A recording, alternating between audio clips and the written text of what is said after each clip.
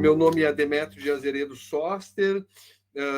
Esse painel ele integra o 12º pentálogo do CISECO, que volta neste ano de 2022, ano eleitoral, ano de efervescência política, econômica e social no Brasil, em especial, debatendo, discutindo, refletindo sobre o tema do primeiro pentálogo que ocorreu lá em 2009, que teve como tema gerador transformações da mediatização presidencial.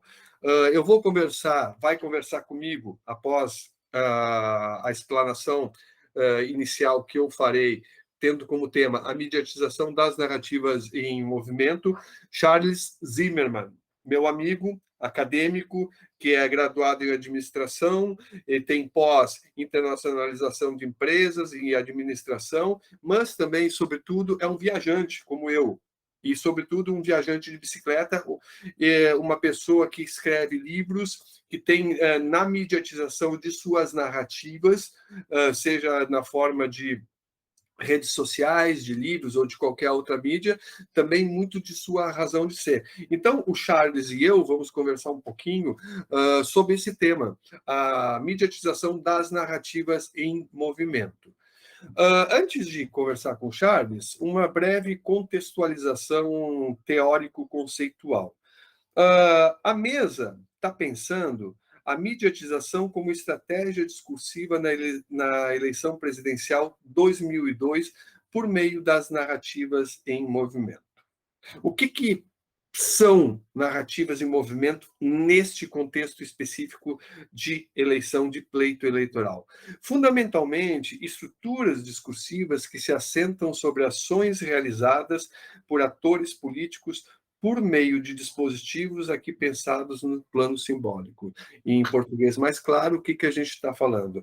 Que o candidato, o atual presidente da República e candidato à reeleição, que é uma das faces mais visíveis dentre esses atores tantos do processo eleitoral brasileiro, se utiliza, por exemplo, de motociatas, ou seja, ele provoca, e basta dar uma pesquisa no Google para saber que isso já toma um caráter nacional, a cada lugar que ele vai, ele sobe numa motocicleta e chama centenas, dezenas de seguidores, evidentemente alinhados politicamente a ele, e fazem o que se chama de motociata, ou seja, manifestações que do plano midiático, porque são sempre gravadas, porque sempre são transmitidas na televisão, sempre são fotografadas, sempre aparecem de forma muito visível e muito contundente na discursividade midiática, e a internet é uma metáfora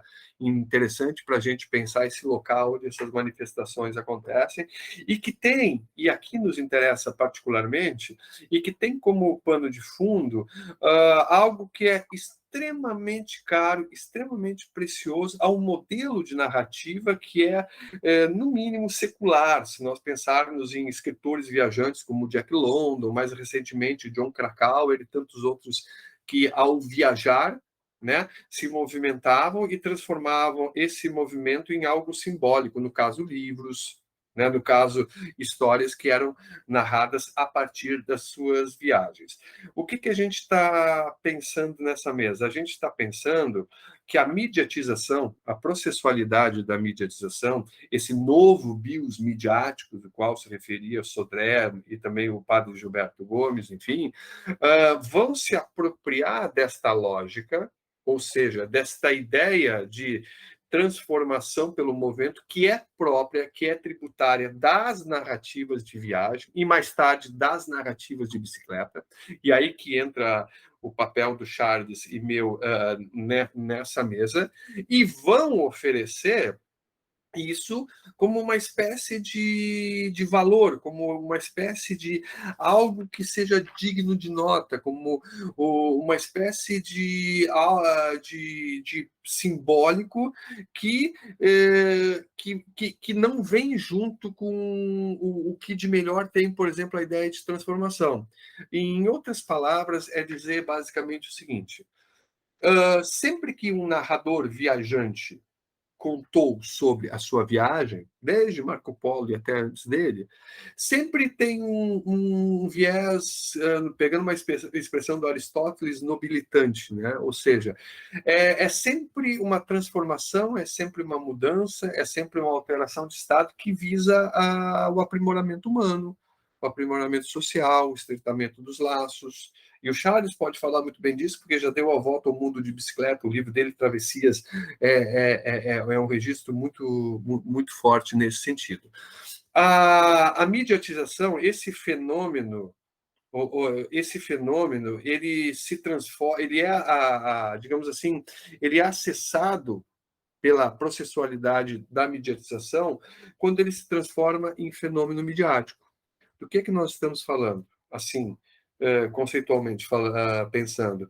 Nós estamos falando que o viajante, desde priscas eras, e à medida que a tecnologia se desenvolve, ele aprimora as suas formas de dizer, ele tem o cuidado de registrar a sua viagem, né? Ou seja, ele escreve o livro, escreve o diário, que depois se transforma em livro, ele fotografa e depois veicula essa imagem nas redes sociais, no Facebook, no Instagram, no WhatsApp.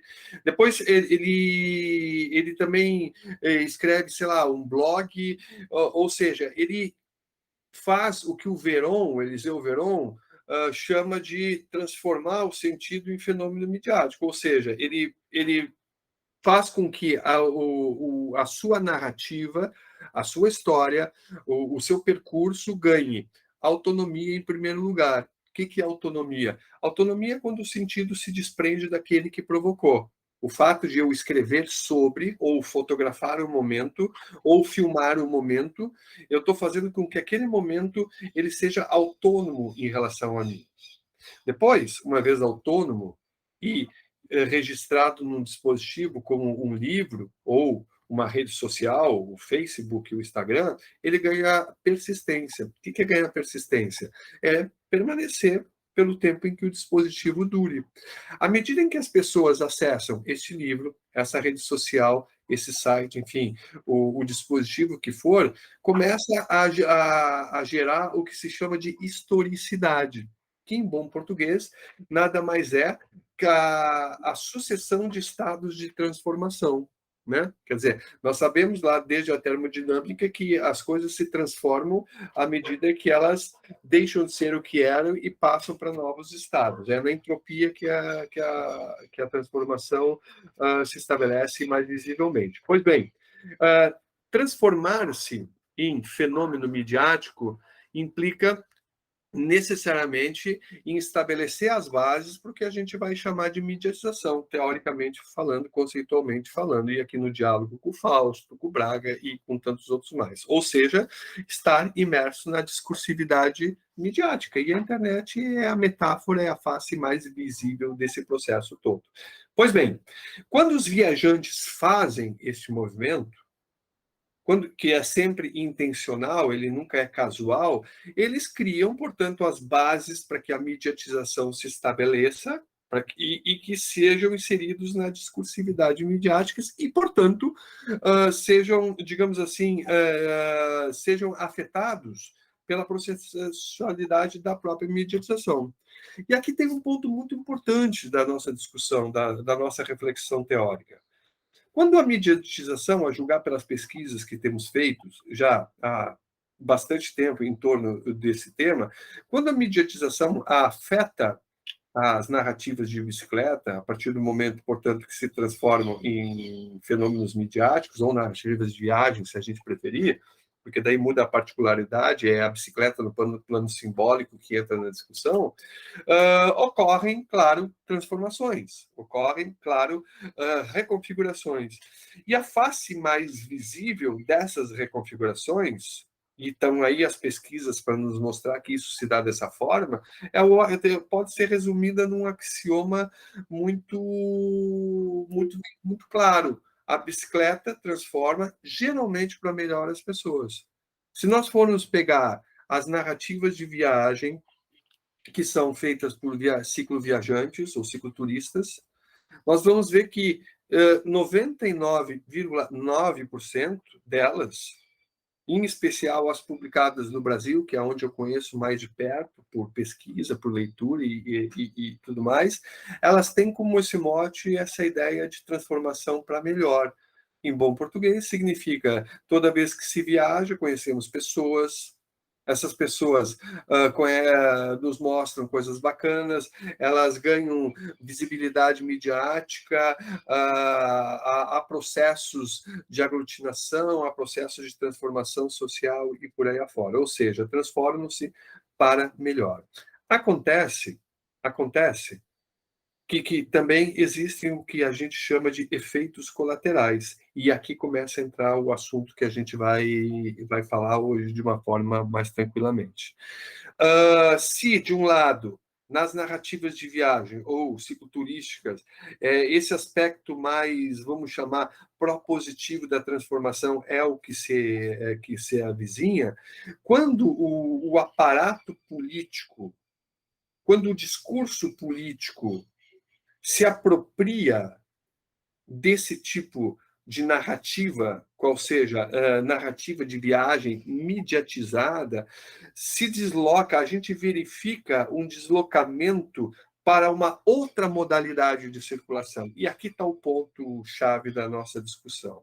Ou seja, os sentidos escapam daquelas fronteiras específicas dos processos midiáticos velhos e novos, ou seja, das narrativas de viagem, ou mesmo das narrativas de bicicleta, nas especificidades, e ingressam numa esfera extremamente mais ampliada de discursividade, né? Literalmente do tamanho do planeta, se considerar a dimensão da internet, que é algo em torno de 66% da população da Terra e crescendo, né? Pegando pelo Internet World Stats. O que acontece quando isso se dá? A gente tem uma ambiência ampliada e não mais presa a idioletos, a linguagens específicas, enfim, e a transformação, a afetação de todos os atores que estão envolvidos nessa e coletivos também que estão envolvidos nesse processo de circulação midiática. Bom, é um tema extremamente caro para todos nós pesquisadores, é um tema extremamente caro. Por que pesquisadores ou mesmo viajantes? Porque o que a gente está verificando nesse momento é, grosso modo, e tirando o fato de que o objeto técnico é uma motocicleta, é a apropriação, né, e a ampliação dos processos de circulação de uma oferta de sentido com fins publicistas, né, que vão redundar numa imagem, digamos assim, pasteurizada do que antes era a essência. Mal comparando, é como se perdesse a alma ou a aura na perspectiva do Benjamin e se entrasse no momento em que o que importa é mostrar, demonstrar que se está fazendo com as devidas decorrências e consequências de que tudo se dá dessa forma. Então, em síntese, a gente está pensando nessa mesa a mediatização das narrativas em movimento e a apropriação delas pelo aparato político, e a consequência mais evidente que a gente vê é que não há um interesse necessariamente visível de que as coisas se transformem para melhor, mas sim trabalhar valores como juventude, poder econômico, enfim, coisas que até então não se viam nesses modelos de narrativa. E aí eu chamo para discussão o Charles Zimmerman, né, que é um viajante, como eu disse antes, bastante experimentado, né, como eu disse, deu a volta ao mundo, agora mesmo voltou de Minas Gerais, foi isso, né? Isso, foi umas semanas lá. Umas semanas pedalando. Charles, o que a gente pode dizer disso tudo, pensando na tua experiência como viajante, pensando na importância do viajar para transformar e até então transformar para melhor as pessoas, a si próprio e a sociedade, e agora a apropriação disso tudo por essa discursividade midiática que eu me referi. Como é que a gente pode pensar esse tema? Professor, obrigado pela oportunidade. Sempre é bom trocar palavras com você, né? E um prazer trocar ideias aqui contigo. É sempre um aprendizado. Eu fiz umas anotações breves aqui nesse comparativo, né? Do que você explanou aqui, desse comparativo. você botando o assunto, eu aqui trazendo para esse mundo da bicicleta, do ciclo viajante, como a gente fala, assim, o cara que sai por aí de bicicleta e conhecendo, pesquisando, notando, cheirando, né, admirando, provando dos lugares, que é o que a bicicleta proporciona. Aí vem uma coisa muito importante dessa questão da bicicleta, né? Viajar dessa forma, essa forma lenta, esse slow travel, né? Só a pé permite você ter um contato maior com aquele povo, com aquela sociedade. Só a pé. Porque queira ou não queira, você chega de bicicleta, você chega como um deles, seja em Minas Gerais, seja no interior do Rio Grande do Sul, aí na costa, né, que você recém teve aí, né?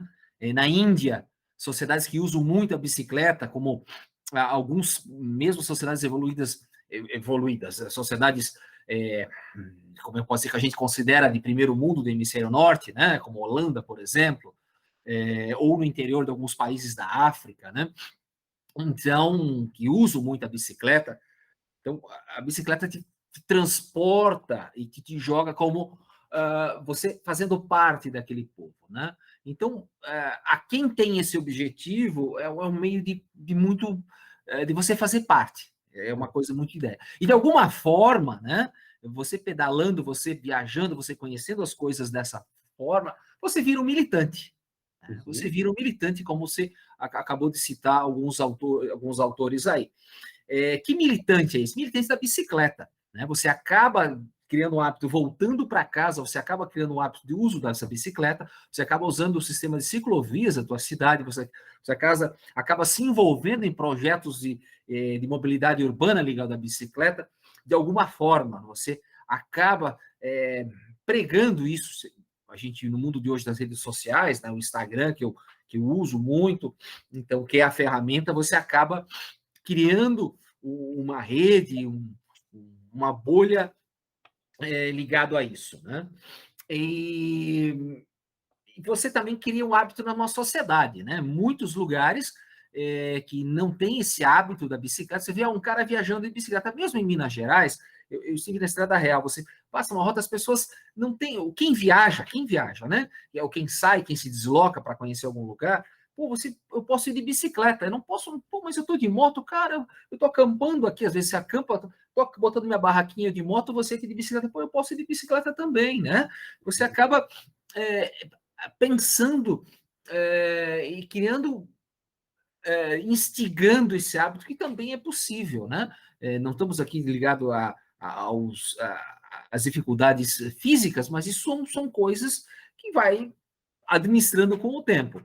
Então, é essa questão da motocicleta que você falou, das motociatas, né? Justamente aquilo que a gente começa em cidades menores, principalmente, né? Ou até maiores, claro, com certeza, aquilo que a gente começa a construir, as sociedades começam a se transformar, né? A gente citou aqui países, os escandinavos, que eu não citei, mas a gente falei da Holanda, você tem aquela vibração, né, da bicicleta, de repente aquilo, você começa a ver movimentos que vêm de cima para baixo, né, do topo da pirâmide para baixo, motorizados. Então, você vê essa questão de um distanciamento, né, um descolamento, porque um veículo motorizado sempre é um descolamento perante aquilo que está em circulação, tá? E é visível. A primeira pergunta, justamente agora recente, com uma ex-aluna, ela disse assim, olha, o pedestre tem que cuidar com o carro. Disse, você, quando fez a carteira ou renovou, você tem que se recordar a primeira questão que se tem, né? Quem é o prioritário no trânsito? É o pedestre, depois vem a bicicleta. Né? Então, você tem essa hierarquia. E através dessas motocicletas, desses movimentos motorizados, desse agrupamento dessa forma, você quebra essa ideia da igualdade. Né? Você tem esse distanciamento, cria esse distanciamento perante algo que, nesse comparativo bicicleta-motocicleta, que ele busca um equilíbrio dentro da sociedade.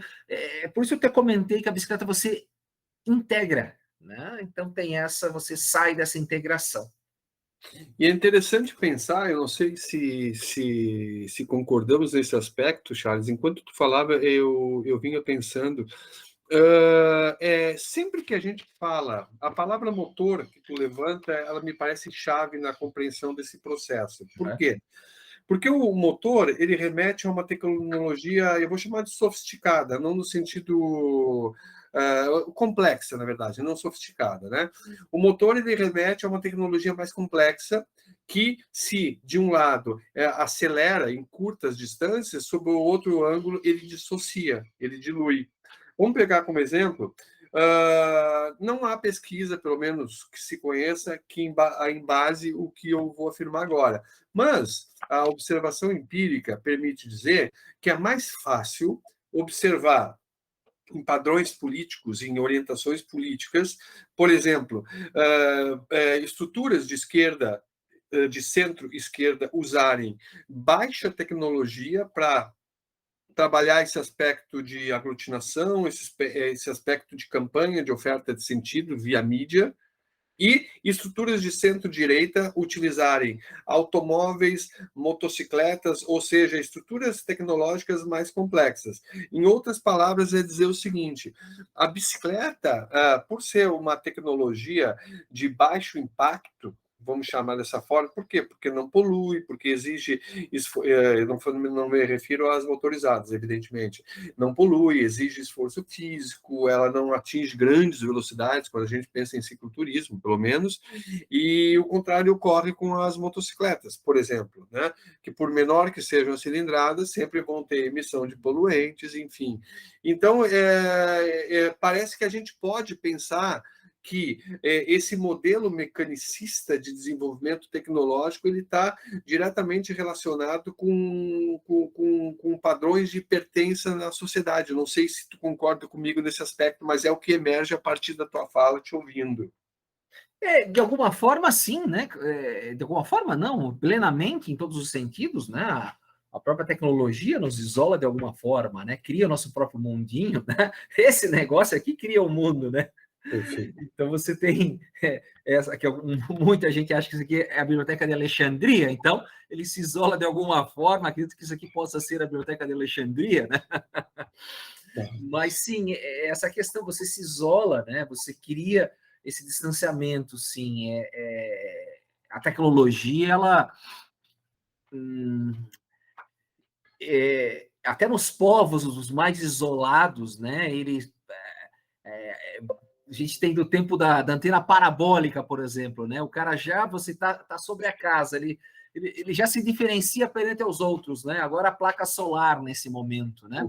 Então ele cria aquele mundo, né? Veio a televisão, primeiro a televisão estava para todos naquele povoado quando ela apareceu, né? Agora ela está na casa de cada um, né? Então sim, a tecnologia deu, trazendo um exemplo assim empírico, né?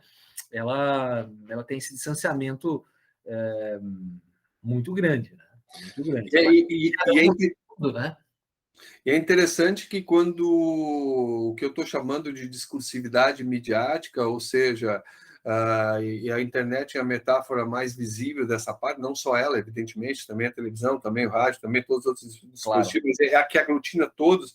Quando se apropria desses sentidos, a impressão que fica é que os valores essenciais, essência aqui no sentido filosófico da expressão, primeiro, né, como sinônimo de primeiro, eles não vêm juntos. Eles não vêm juntos. E me parece que é o que acontece quando eu vejo, por exemplo, se eu vou pensar numa manifestação, num passeio ciclístico, por exemplo, eu acho que esse é um bom exemplo. Uma cidade resolve fazer um passeio ciclístico domingo e eu vejo isso na televisão, sabe? O fato de ser bicicleta, e eu estou pensando aqui no plano simbólico, né? Não como a máquina em si, digamos assim, a tecnologia em si. O fato de ser bicicleta parece que remete para uma outra condição, uma condição mais aglutinadora, uma condição mais humana, uma condição mais transformadora. E quando eu vejo uma passeata de carros numa campanha política, por exemplo, ou uma motociata, quando o presidente, mesmo que veladamente, está fazendo sua própria campanha, eu vejo outras coisas que não as originais. que não as originais. Ou seja, quando a mediatização se apropria dessa perspectiva, vamos dizer dessa forma, ela oferece sentidos para a gente muito mais ligados a um ideal de desenvolvimento social. Quer dizer, eu vou pensar isso quase como um efeito colateral da mediatização, né? E nos coloca, e aqui tem uma armadilha muito legal, porque quando a gente pensa em movimento, a gente pensa, pô, viajar é legal, né? Se transformar é legal. E com base nisso, Charles, e com base na tua experiência, eu queria que tu contasse um pouco. Vamos pegar o Travessias, né? Que é onde tu fez o teu livro. Tem vários outros livros, mas onde tu fizestes a volta ao mundo, né? Tu viajou vários países, enfim. Tem várias coisas que chamam a atenção no livro esse. As fotos que tu fizeste são fotos muito mais referenciais, ou seja, dos lugares, que a tua perspectiva em relação aos lugares. Uma coisa é o Charles Zimmermann, cicloturista, passando pelos lugares.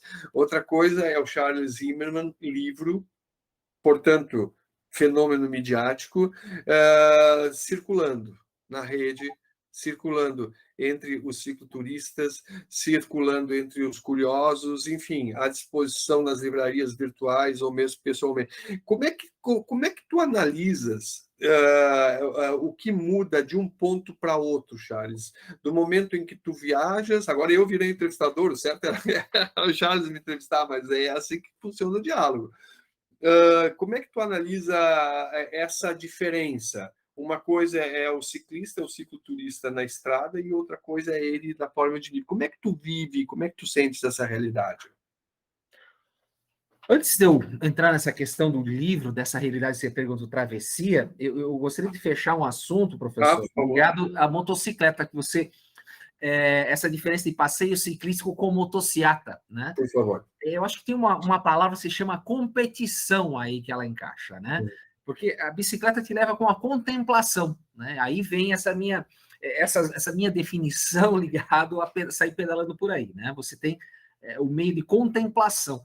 E esse veículo motorizado, essa motocicleta, te leva a uma tal da competição em si, né?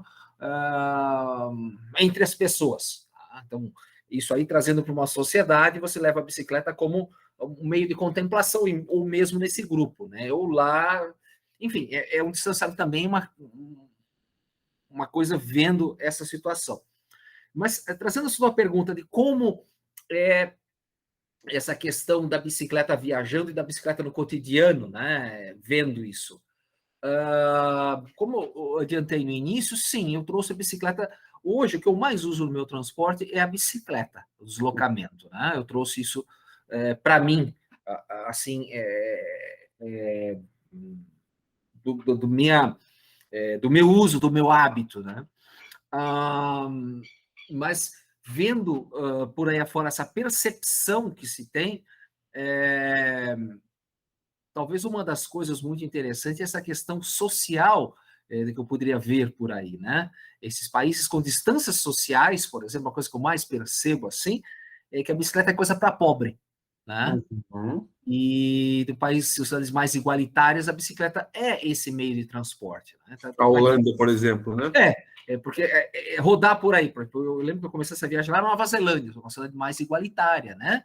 Então, a bicicleta faz parte, ciclovias e tal. De lá eu fui à Indonésia, um país com uma população 50% maior que a nossa, e vai crescer mais ainda que nós, um país muçulmano, um país muito grande, um arquipélago, né? E que na qual tem essa ideia da bicicleta para pobre. Pós lá, eu fui em países que tem uma crítica meio brasileira, assim, de distâncias sociais e tal, como Tailândia, Malásia, né? Mas eu fui à Índia. E lá que eu vi que realmente, digamos assim, a questão da motorização, ela é um upgrade, é um crescimento social, né? É lá que eu percebi. Teve um caso muito interessante que eu tive na Malásia. A Malásia ela é formada pelo malaio em si, e tem duas grandes comunidades lá de imigrantes, né? Que são os chineses, que eles estão presentes na economia, tanto na Tailândia, tanto a base econômica da Indonésia é eles, a base econômica os business da Malásia também é eles. O dinheiro mesmo está com o malaio. E aí vem o indiano, que faz o trabalho em si, né? na Malásia. E havia uma família de indianos lá visitando outros indianos. De repente, o pneu, a bicicleta estragou e tudo mais. Estragou, furou o pneu, vai. Eu estava trocando e veio um indiano com um grupo de pessoas a mim, né? E esse cara perguntou assim: ah, você é do Brasil? Eu não sabia muito que é o Brasil, tanto é que a posição geográfica do Brasil, se a gente olhar no mapa, a gente está aqui embaixo num cantinho, né? Como é que o mundo vai saber de nós? E o cara perguntou assim: mas vocês lá são tão pobres assim, né? Mas por que tu sai por aí de bicicleta? Né? Vocês não têm dinheiro para o ônibus, alguma coisa assim? Ele até deu um dinheiro para mim, vai de ônibus agora. Aquela que eu não fui, né? Que eu estava lá, o propósito era ir de bicicleta. Mas o que eu estou dizendo essa anedota aqui? Que se percebe essa edição social. O modelo, uma coisa que também é a maior percepção que eu trago, assim, né, para mim. E também compreendo, eu vivo numa região aqui no norte de Santa Catarina, parte da semana estou em Florianópolis, parte em Jaraguá do Sul, onde é que eu falo nesse momento, que é uma cidade de 200 mil habitantes, que recebe muito imigrantes. E agora, boa parte desses imigrantes vem lá do Pará, mas eram levas que vinham do estado do Paraná. E é difícil a gente, como eu comentei aqui há pouco, trabalhar nessa questão da concessão da bicicleta. Foi muito difícil, professor. Vamos vamos lá nas fábricas, falar da questão da bicicleta e tudo mais. Desculpa. Tranquilo. Porém, a ideia social desse cara é sair da bicicleta. O cara está lá naquela cidade no interior lá, ele só tem oportunidade financeira para comprar no máximo uma bicicleta. Ele vem para cá, ele quer passar pela motocicleta. Aí sim, depois da motocicleta, ele vai para a bicicleta. Né? Então, ele vem aqui com o sonho de comprar uma moto, sonho de comprar um automóvel, e o cara vem e diz para mim que eu tenho que ter uma bicicleta. Ele já foge. Então, ele está dentro de um contexto social. Então, se do travessia, não sei se estou respondendo a tua pergunta aí, né? Então, travessia do que eu vejo, do que eu percebo de uma forma assim ampla, de uma forma macro, né? O contexto social, essas diferenças de pensamentos perante a esse meio de locomoção perante uma sociedade igualitárias ou desiguais. Quanto mais desigual é, mais a bicicleta é coisa de pobre. E é interessante que dentro do próprio, desculpa, mesmo dentro do Brasil, de dimensões gigantescas, eu fiz pedais em alguns lugares mais ao norte do país, outros ao sul, mesmo no Brasil tem essa distância aí, que é um país... Claro. E eu acho interessante que quando esse, vamos chamar esse discurso, quando essa narrativa ela é apropriada, né, quando ela passa a ser afetada pela processualidade da mediatização, ela provoca pelos atores todos dessa circulação larga a que eu me referi antes, não de nicho, mais larga agora de cidade, de estado, de país, de planeta, ela cria, digamos assim, ela é dita de formas, no mínimo, curiosas. Dois exemplos. Eu agora trabalho em Aracaju, no Sergipe, na Universidade Federal do Sergipe, e eu indo da minha casa aqui na Atalaia, que é a Orla, em direção à universidade, que são 15 quilômetros, é um estado pequeno, as distâncias são curtas, eu ouço o locutor de um programa de rádio dizer exatamente o seguinte: era o dia da bicicleta, foi semana passada, ou do ciclista, alguma coisa assim. As datas festivas, elas se confundem na minha cabeça. E eu sei que estava se falando de bicicleta, o locutor da rádio, de uma rádio muito ouvida aqui, com o secretário de Mobilidade Urbana. E lá pelas tantas, todo mundo, claro, comemorando a bicicleta, que a priori a gente comemora, né? Isso na mídia. E aí o locutor comete uma pérola maravilhosa. Ele diz assim: pô, quiçá todos trocassem os carros pela bicicleta. Aí ele completa: claro, não dá para ir trabalhar de bicicleta, né? Mas pelo menos para sair de vez em quando. Quer dizer, essa ideia, bem isso que tu colocaste agora, essa ideia de que a bicicleta, ela, digamos assim, ela é boa, mas até ali ela aparece muito forte, assim como forma de aglutinação, de modelo econômico, de transformação social. Ela, quando é jogada para o aparato midiático, ela é como se esfriasse, é como se perdesse a alma. E um outro indicativo muito interessante foi que uma aluna me falava hoje de manhã, uma aluna do jornalismo aqui da universidade, que ela fez uma matéria e ela estava chocada com o que ela havia descoberto.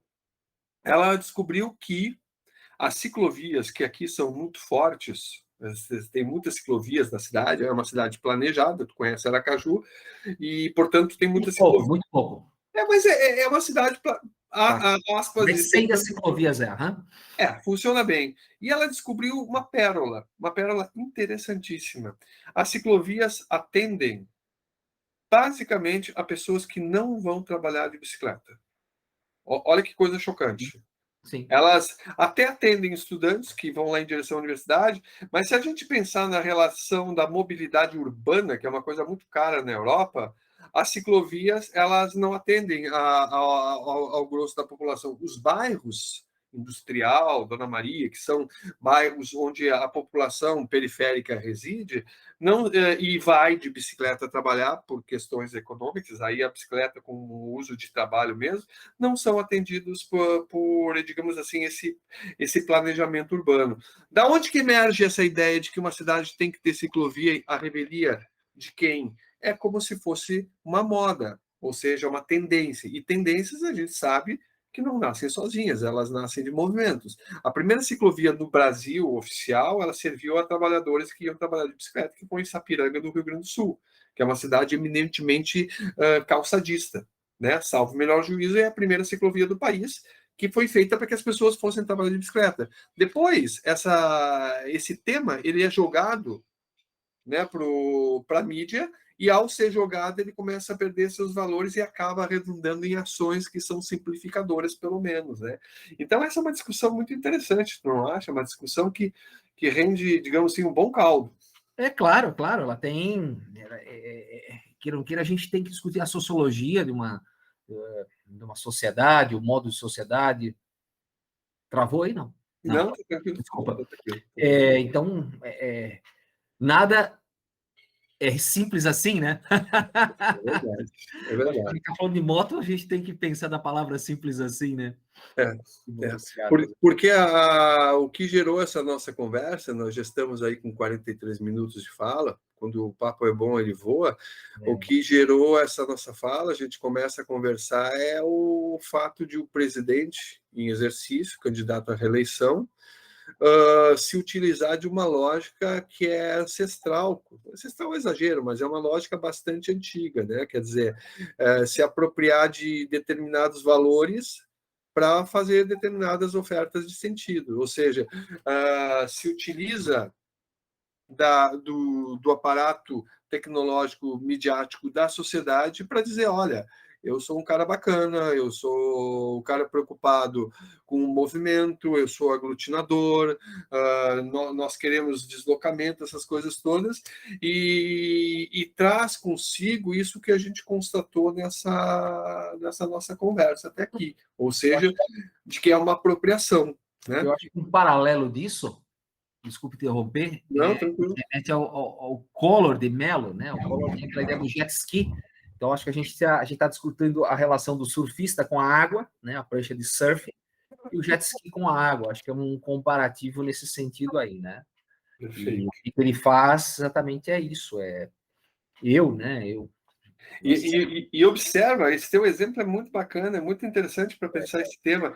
Em 2022, nós temos o Jair Bolsonaro andando de moto, se deslocando de moto. O Collor de Mello era o jet ski ou as corridas. Os dois individuais e os dois enaltecendo, seja performance econômica, que o jet ski é maravilhoso, mas é restrito o uso por questões econômicas e tudo mais, ou desempenho pessoal, né? E utilizando a ideia de movimento para propagar ideias que ele sempre mudava de camiseta, lembra? Era sempre uma camiseta com dizer diferente. Essas questões, elas ganham uma relevância significativa quando elas são jogadas para isso que eu estou chamando de discursividade midiática, né? Ou seja, quando a mídia se apropria desses movimentos, eles acabam fazendo ofertas de sentido muito distintas das que eram feitas originalmente por nós, turistas, por viajantes e tudo mais, né? Impossível deixar de pensar do Jack London, por exemplo, né? Viajando para o Alasca, né? Em plena febre do ouro, e nesse caminho, em meio à neve, em meio a dificuldades as mais diversas, descobrindo humanidades, né? Descobrindo humanidades no que há de melhor e no que há de pior. Grosso modo, estamos falando da mesma coisa, só que agora com dispositivos muito mais complexos, que é o Instagram, que é o Facebook, são os sites, que são as redes sociais, enfim. E novas ferramentas e sistemas que estão espalhados no mundo, né? Por aí afora, né? A gente tem Vladimir Putin, também tem essa questão de mostrar ele como um caçador, ele com aquele cara de peito aberto e tal, né? Então, tem esse fenômeno através das tecnologias que você tem essas coisas que vão se espraiando o mundo afora, essas ideias, essas curvas, né? Meu amigo Charles Zimmermann, uma palavra final para que a gente faça a despedida dessa mesa. A palavra final seria essa questão aí, viajar na velocidade das pessoas, né? A bicicleta permite viajar na velocidade das pessoas. O que seria isso, né? Você sente os cheiros, cada lugar tem seu cheiro. Aquele cheiro do pó, né? De um clima tropical, de um clima subtropical, é diferente, né? O cheiro do capim é diferente, né? Você consegue passar na frente de um cara que está roçando a grama, e aquele cheiro é diferente também, né? Então, nessa questão da bicicleta, eu entrei aqui como o apoiador dessa ideia da bicicleta, né? Eu digo assim que ciclo lento, né? Você viver mais lento, você tá, justamente essa palavra assim que vira um clichê, né? Você pratica de uma forma consciente o mindfulness, né? Sem dúvida. Você não tem como não praticar o mindfulness. Sem dúvida. E já te agradecendo a participação e fazendo o fechamento dessa mesa, que pensou a mediatização das narrativas em movimento, me parece um achado muito interessante, que é o mote para a pesquisa, que é o mote para reflexões posteriores. Tem uma relação muito visível entre a complexidade da tecnologia em processo, que permite o movimento e, portanto, a transformação, e a forma como ela é oferecida simbolicamente nessa tal de discursividade midiática. Em bom português, significa o seguinte: aparentemente, e aqui é só uma hipótese, quanto mais baixa, quanto mais branda a tecnologia, quanto mais participação humana ela exige, as ofertas de sentido parecem caminhar no sentido tradicional da palavra, ou seja, de circulação restrita à narrativa de viagem, que é bom, que transforma. E por isso as matrizes mais inclusivas utilizam bicicleta, por exemplo, ou caminhadas como símbolo, como tradução de uma vida social mais interessante, digamos assim. Quanto mais complexa a tecnologia, sob outro ângulo, quanto mais complexo, parece que mais, e uma vez apropriada pela discursividade, aí é o jet ski do Collor, aí a motociata do Bolsonaro, parece que mais distante desses valores ancestrais. Em particular, quando a esfera de circulação é mais larga, é maior, é mais ampla, em termos de sociedade mesmo. Mas isso é hipótese. Isso é hipótese, e, portanto, são coisas a partir das quais a gente começa a refletir a partir de agora.